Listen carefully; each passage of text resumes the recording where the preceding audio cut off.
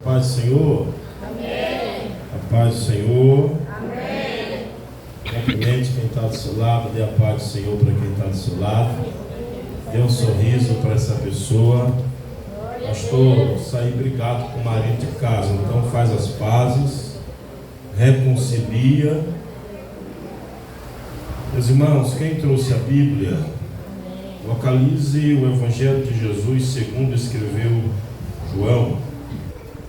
Enquanto os irmãos procuram, quero externar a minha alegria a Deus em poder servi-lo e principalmente poder pregar a palavra do Senhor. Deus abençoe os homens que ontem estiveram reunidos para uma grande macrocélula de homens, né? A princípio era só para os homens, mas como os homens dessa igreja são extremamente apaixonados por suas esposas, né? Os homens e as mulheres são como peixes fora da água. Não dá para viver sem suas esposas, né? Então, nós decidimos aí chamar também as esposas para participar. Foi bom, não foi, Maurício? Né? O Maurício nem conseguia dar glória a Deus direito. O negócio foi tremendo ontem, né? Que bênção, gente. Foi lindo ontem, lá na casa do diácono Rony, da irmã Victória. Foi maravilhoso. E nós vamos fazer próximo mês de novo, em outra casa. O diácono Rony disse que teve prejuízo. Tomaram muita água dele, né? Prejuízo. Então, nós vamos ver uma outra casa no próximo mês. Quem sabe pode ser lá na minha casa, né? O problema é que o pessoal diz que é longe.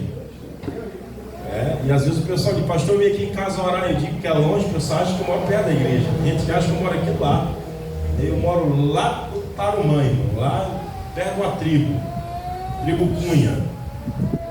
Então, Deus abençoe sua vida, os visitantes, Deus abençoe todos. Estou vendo ali a família que eu amo muito. Deus abençoe a irmã Estela. Olha ali o Lucas, está diferente da Barbada agora, né, rapaz?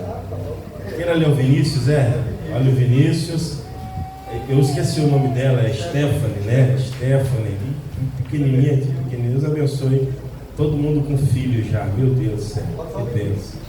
É só o Vinícius, meu Deus. Daqui a pouco vai vir uma enxurrada de menina aí. João, capítulo de número 2, versículo 1 em diante. Deus abençoe os irmãos que primiciaram na nossa vida. Falei aqui, né, para os irmãos, a minha gratidão por poder servir a Deus.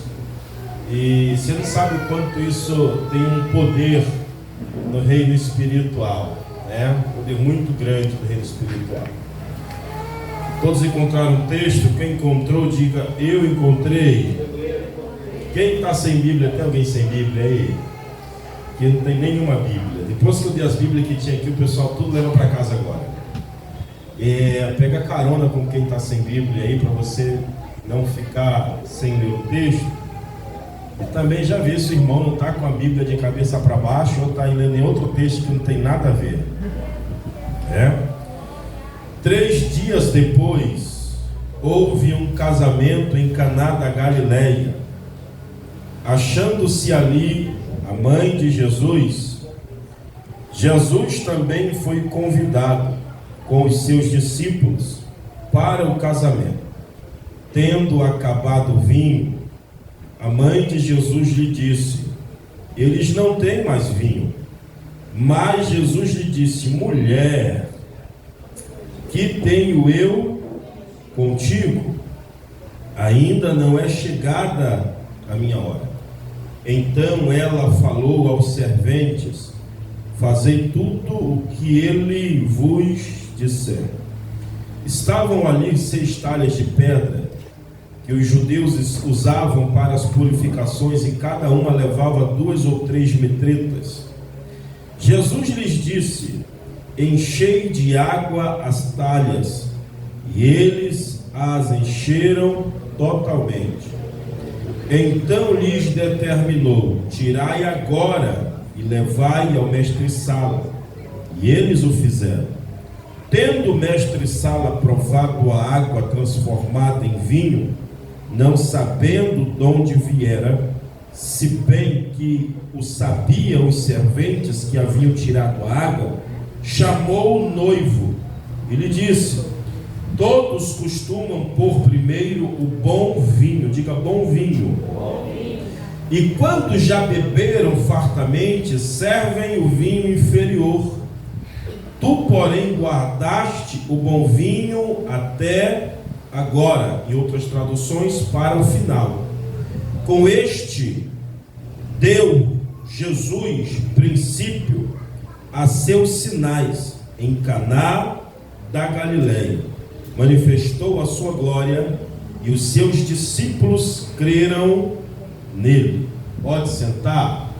Irmãos, eu vou pregar 15 minutos, porque os irmãos depois vão lá na banca comer um churrasco. Churrasco não, meu Deus. Comer, eu já estou pensando longe, né? Pensando de ontem ainda. Os irmãos vão lá na banca comer um salgado, né? Uma benção. Deus abençoe o Sandro. O Sandro agora, rapaz, um talento no meio da multidão, né? Talento no meio da multidão. Deus abençoe o irmão Sandro. Meus irmãos, todos nós passamos por vários momentos na nossa vida. É fato que os momentos que marcam a nossa história, eles perpetuarão nas nossas lembranças por todos os anos da nossa vida.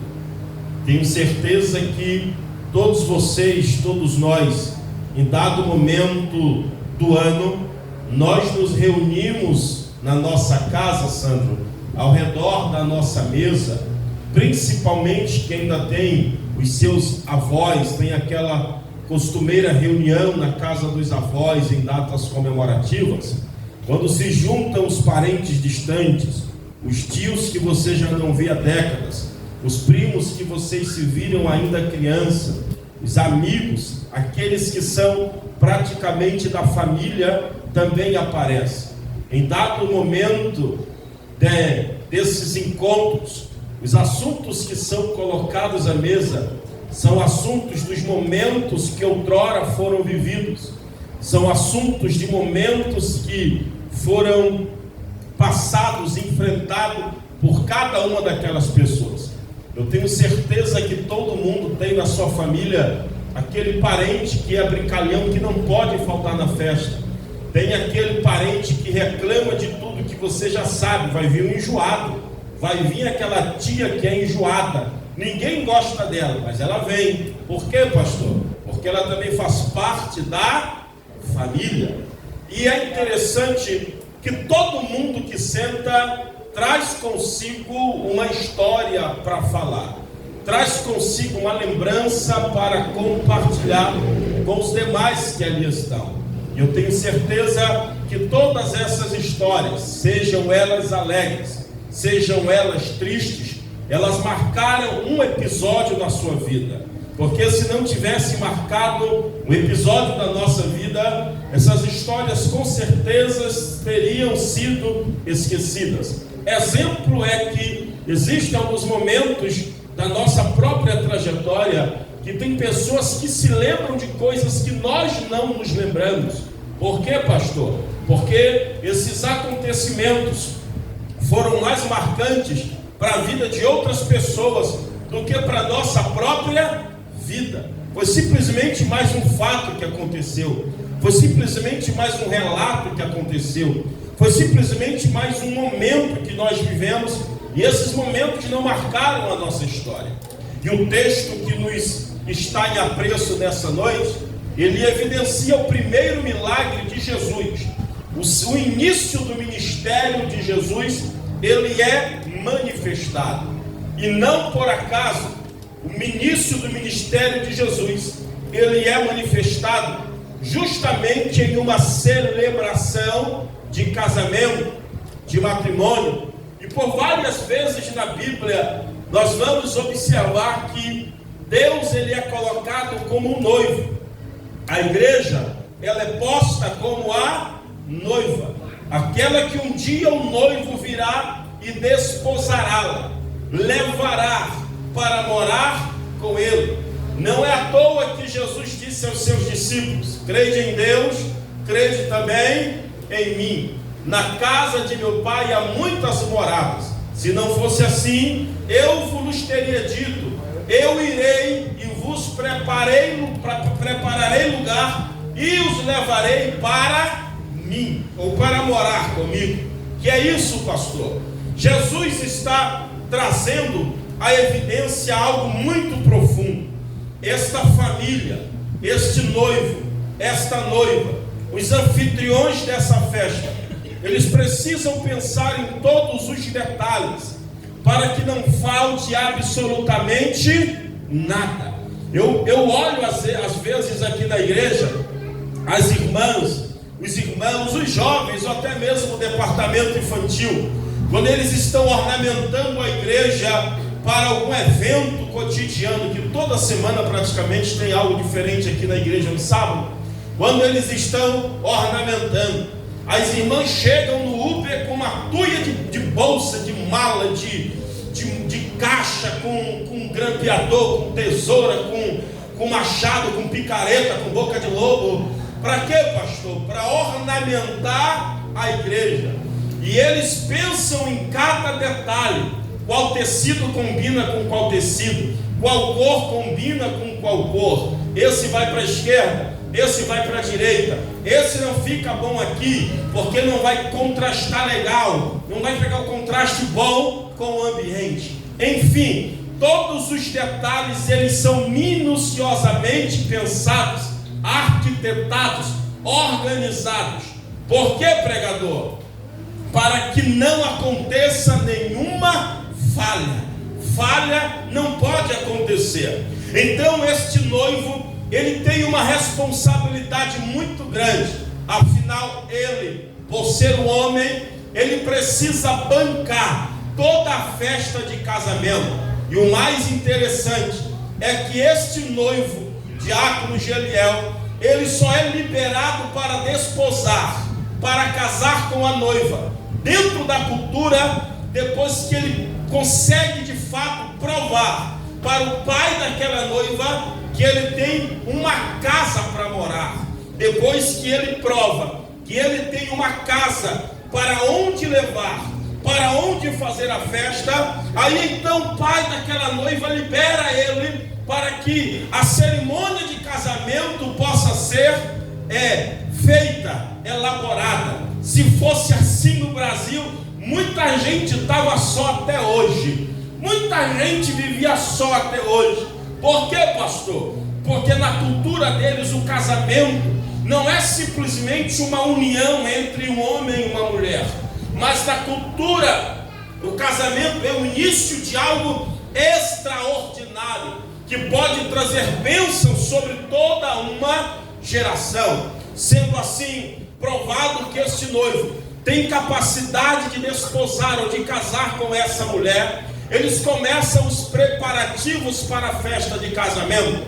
Eles contam quantas pessoas serão convidadas para essa festa, quantos homens, quantas mulheres, vai ter criança, quantos convidados. Ainda tem os convidados dos convidados, são aqueles convidados que são chamados e ainda levam os seus convidados consigo. Enfim, isso é universal. O fato é que a preocupação deste moço, ela é tão grande que a Bíblia está dizendo que ele tem um buffet para servir cada convidado que está participando desta festa. Tem, pastor? É claro que tem. O texto vai narrar dizendo que existem os empregados que estão servindo, mas existe também um homem que é o responsável por organizar, Maurício, absolutamente tudo. Esse homem tem um nome dentro da Bíblia. Qual o nome dele, pastor? Esse homem é conhecido como mestre-sala, ou o proprietário do buffet.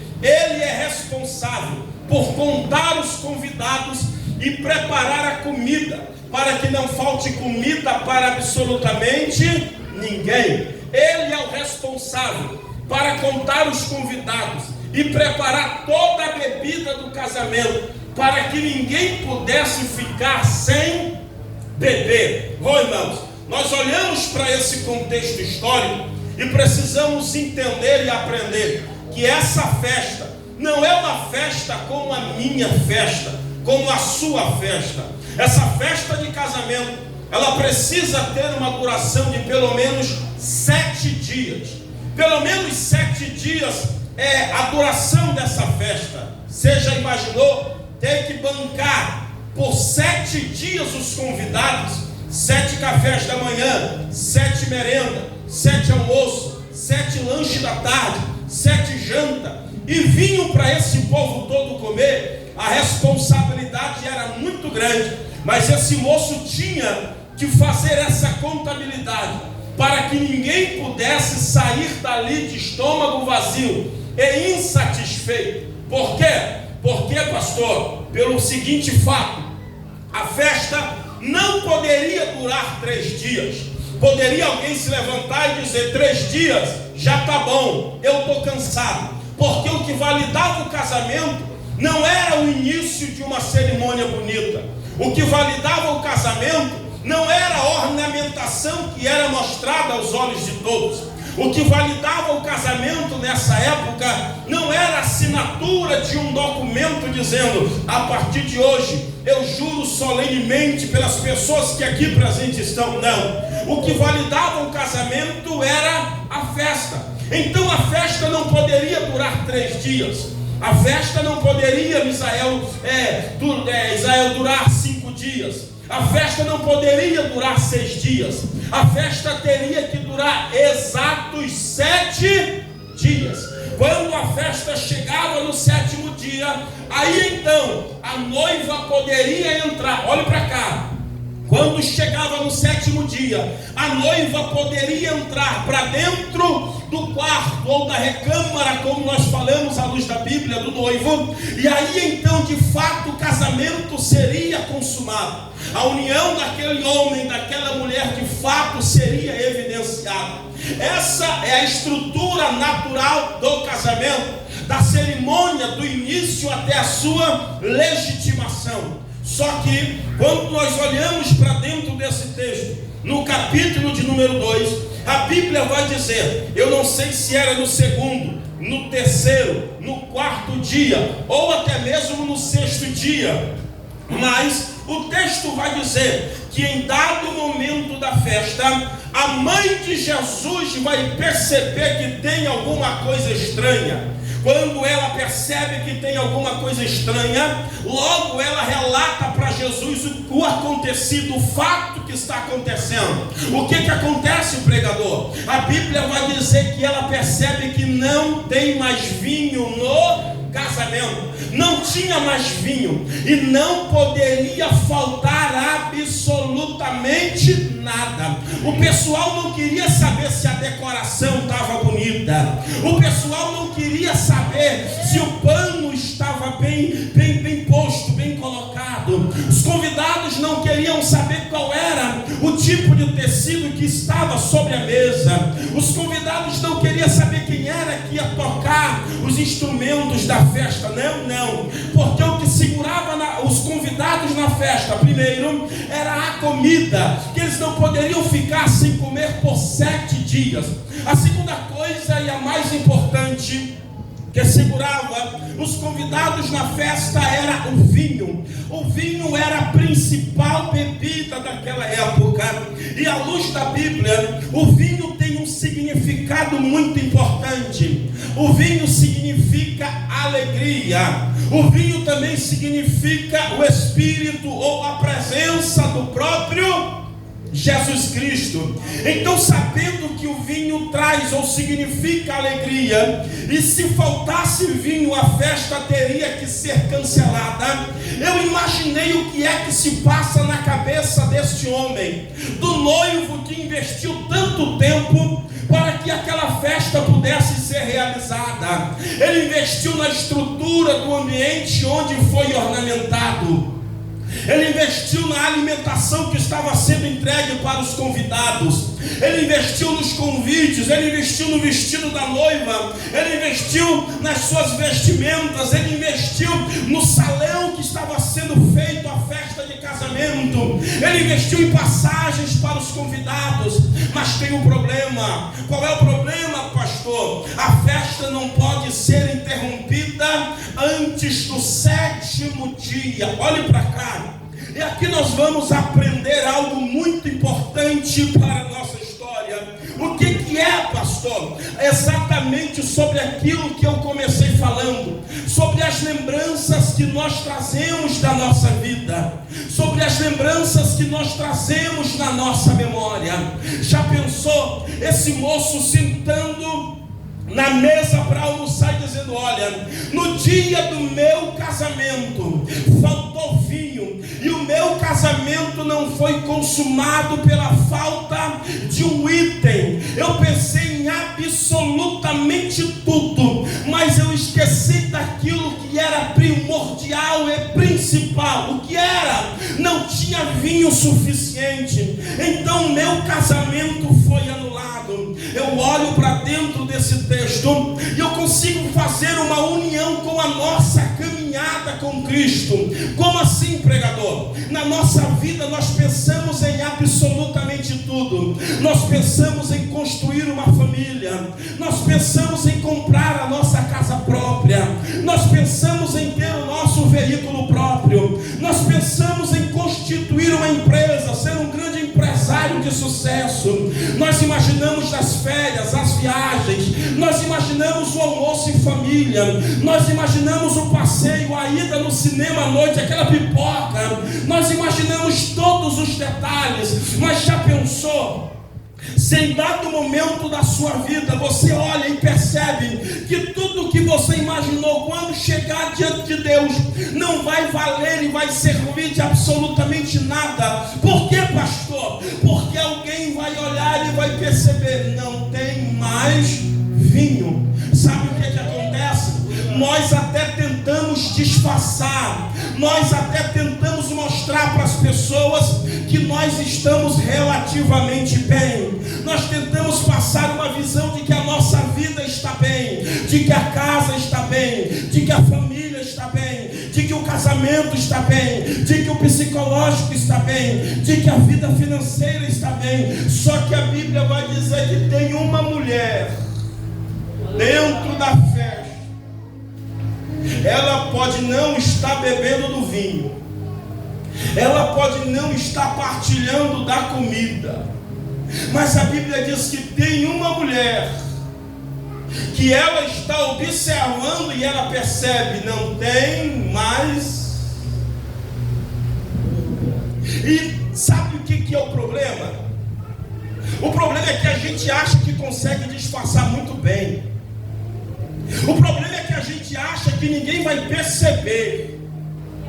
O problema é que a gente acha que não tem nada a ver. O problema é que a gente acha que isso não vai afetar absolutamente nada.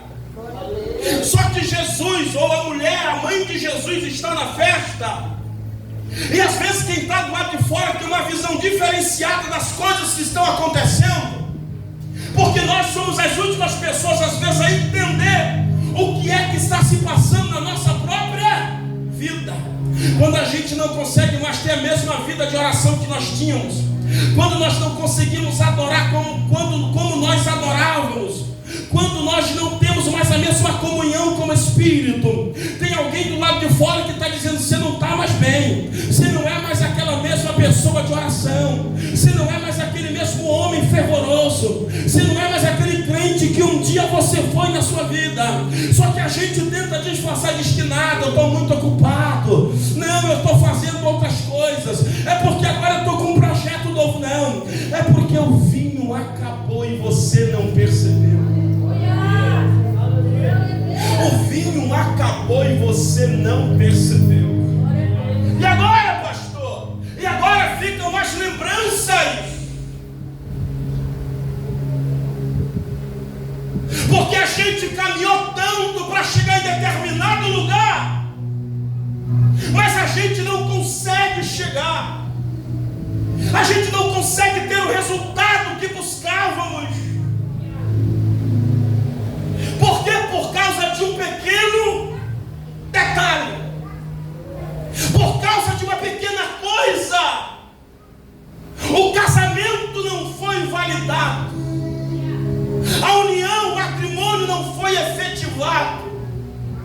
quê? Porque acabou o vinho. Sabe o que eu imagino olhando para dentro desse texto? Eu imagino as pessoas que olham para esse noivo e dizem assim: rapaz, ele se esforçou tanto, ele se doou tanto, ele se entregou tanto, ele buscou tanto, ele caprichou tanto, mas na hora da união ser efetivada não deu certo. Ei, olha para cá, olha para cá, olha para cá. Quantos de nós começamos bem? Olha para cá. Quantos de nós começamos bem? Quantos de nós não começamos bem? Começamos com fervor, começamos com alegria, começamos com vontade, começamos com intensidade, começamos com desejo de fazer, com desejo de crescer, começamos com desejo de evangelizar, de pregar, de cantar, de servir. Mas em algum momento, irmão, na nossa vida, olhe para cá, a gente vai perceber o que, pastor? Que tem algumas coisas que fogem do nosso controle. E alguém vai olhar para a nossa realidade e vai dizer que nós não somos mais as mesmas pessoas, no contexto espiritual. Hoje existem pessoas que elas lembram do seu passado, mas não lembram com alegria. Eu acho que um dos piores momentos na vida de qualquer pessoa que serve ou que já serviu é olhar para a obra e dizer: eu já preguei e hoje não prego mais. Eu já cantei e hoje não canto mais. Eu já evangelizei e hoje não evangelizo mais. Eu já fui muito bom e hoje eu não tenho mais vigor. Eu já senti muita vontade de ler a palavra e hoje não tenho mais vontade. O que é isso, pastor? É quando alguém senta e vai analisar e avaliar a sua trajetória na presença de Deus. Olhar a sua trajetória na presença de Deus. Aí tem alguém, mas ainda bem que Deus coloca alguém para dizer: ei, não tem mais vinho. Ainda bem que Deus coloca alguém para avisar a gente, dizer: ei, você não tem mais vinho. Meu irmão, eu louvo a Deus quando Deus coloca alguém para dizer: rapaz, você não é mais a mesma pessoa. Por quê, pastor? Porque quando Deus manda alguém para dizer que você não é mais o mesmo de oração, Ele está dizendo: eu estou com saudade da sua oração na madrugada. Quando Deus manda alguém para dizer: você não tem mais o mesmo fervor, Deus está dizendo: o meu Espírito está dormindo dentro de você. Mas é glória. Tem alguém que Ele vai colocar, posicionar, para dizer para nós: não tem. E não adianta escovar o cabelo, se não tiver vinho, não adianta de nada. Não adianta colocar uma roupa bonita, se não tiver vinho, a presença não adianta de nada. Não adianta preparar o ambiente, botar cortina, colocar flores, ornamentar o altar, ornamentar a igreja, se não tiver presença.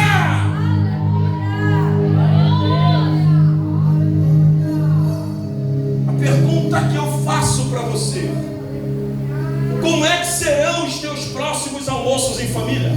A pergunta que eu faço para você: como serão as tuas próximas reuniões de final do ano? Será que você vai olhar para uma vida com Deus e sentir saudade? Ou você vai olhar e dizer: eu estou bem? Ou você vai olhar para você e dizer: eu estou bem, a minha casa está bem, a minha família está bem, meu casamento está bem, meu ministério está bem, minha vida de oração está bem, meu chamado? Tem alguém, irmãos, que Deus sempre vai colocar para dizer para a gente: Ei, não tem mais. E a gente precisa saber enxergar essas pessoas, porque nem todo mundo que fala para você que não tem, de fato está preocupado com você. Tem gente que fala que você não tem, mas com a intenção de julgar e espalhar a tua fragilidade.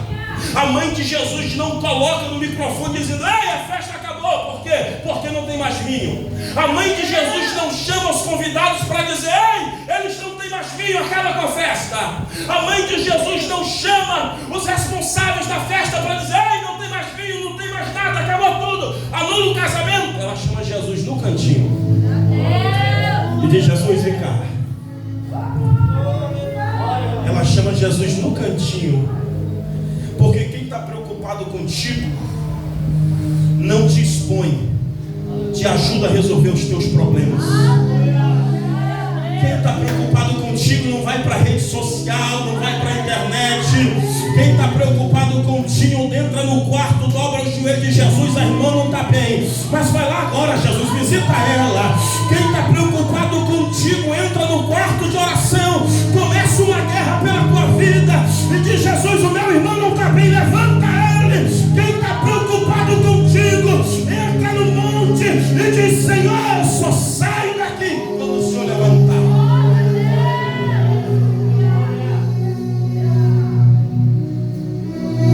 Oh glória! Eu sei que Jesus está comigo nessa palavra. Eu sei que tem uma graça do céu que será derramada sobre a minha vida, sobre a sua vida. Por quê, pastor? Porque hoje a tua fragilidade não será exposta, mas hoje a tua ferida será curada e sarada por aquele que tem o bálsamo, aleluia, que traz vida, por aquele que é a própria vida.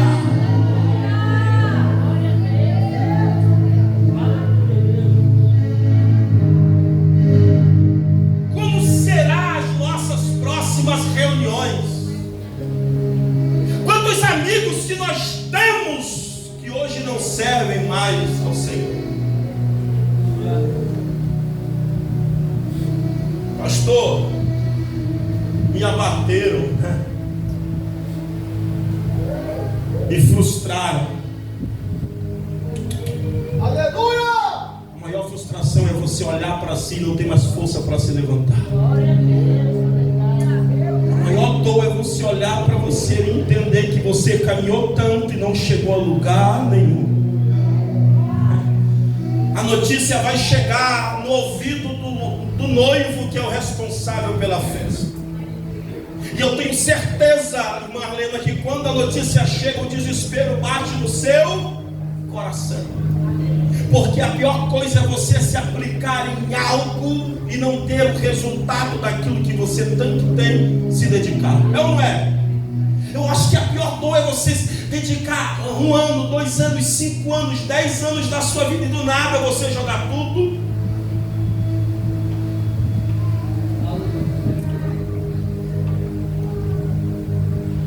Mas tem um convite que foi enviado para a pessoa e para a casa certa. Para quem foi esse convite? Foi para a casa de Jesus. Traz ele para a festa. Traz ele para a festa. Ó, vai para cá. Jesus não é convidado para a festa porque tinha pouca comida. Jesus não é convidado para a festa porque tinha pouca bebida. Jesus foi convidado para a festa porque ele era alguém especial para aquela família. O que o senhor está dizendo, pastor? Enquanto a gente entende que a presença dele é necessária, no momento necessário a presença dele será revelada e manifesta. Eu vou te explicar isso aqui. Por quê? Porque tem muitos de nós esperamos as coisas darem errado para mandar um convite para ele. Esperamos a porta fechar para mandar um convite para ele. Esperamos quebrar a cara para dar um convite para ele. Esperamos estar na lama para dar um convite para ele. É melhor chamar ele antes. Como, pastor? É melhor preparar um convite e dizer: esse aqui é para Jesus. Porque se alguma coisa der errado, ele não precisa vir, ele já está dentro. Porque se alguma coisa faltar, ele não precisa vir, ele já está dentro. Se lembra de quando Lázaro fica doente?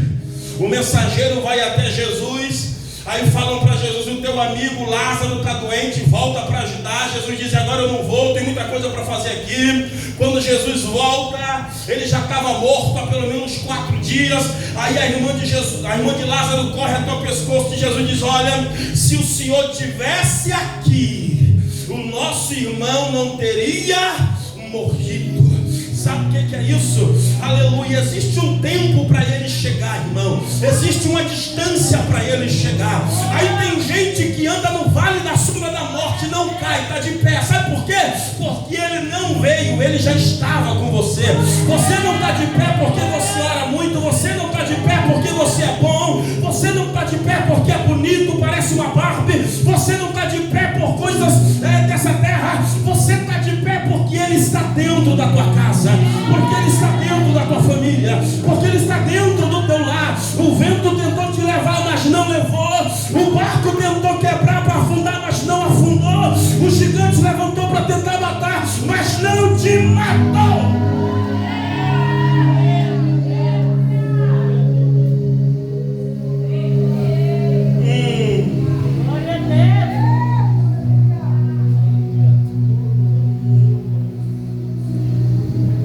Mais ver. E agora?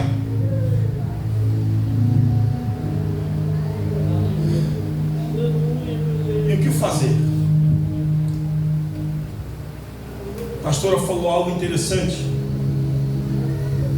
que todos nós vamos passar por momentos de muitas lutas.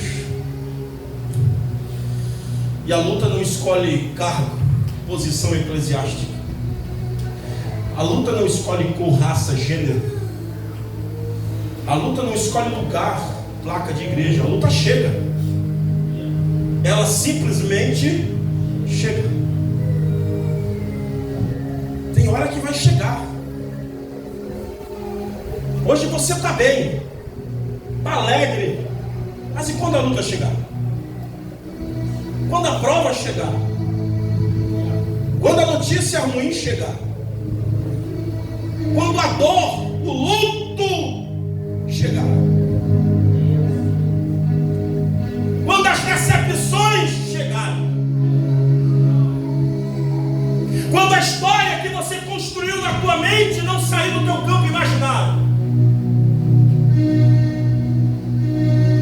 Que a gente vem para Jesus e acha que a igreja é um spa, que todo mundo se ama, é tudo maravilhas. Aqui tem guerra, irmão.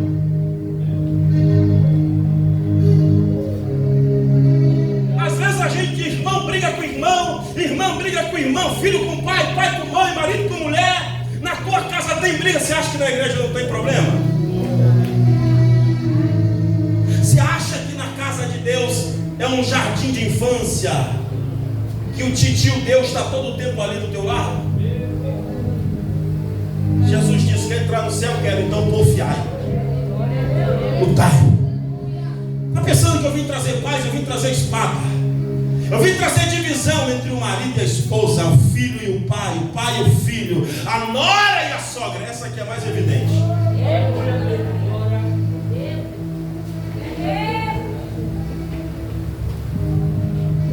Mas você tem que olhar para você entender que você hoje já não é mais a mesma pessoa.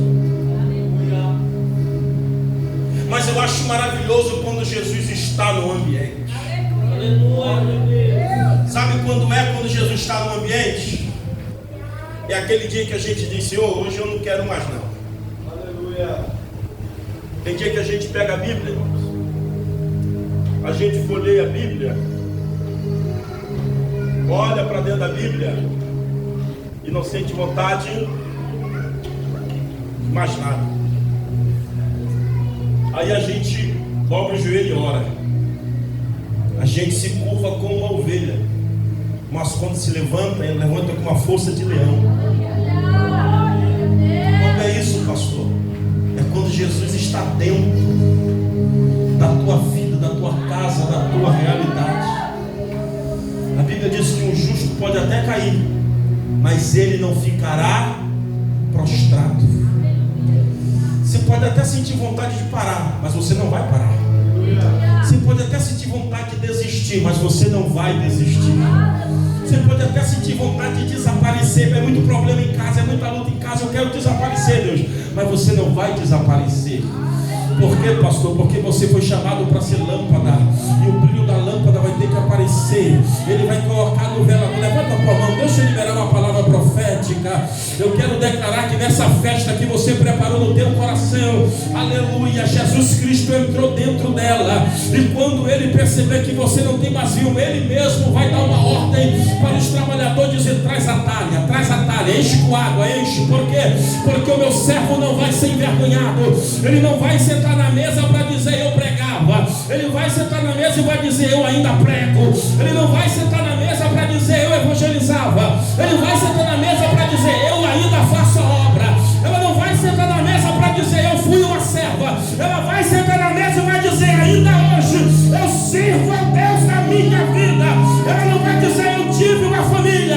Ela vai abrir a boca como Josué abriu e disse: eu não sei o que vocês querem, mas eu e a minha casa serviremos ao Senhor. Serviremos ao Senhor. Jesus não vai deixar vocês se envergonhar. Eu vou repetir para você tomar posse dessa palavra. O céu não deixará você ser envergonhado. Você pode ter entrado vazio, quebrado, mas você entrou na olaria. Você está levando o oleiro.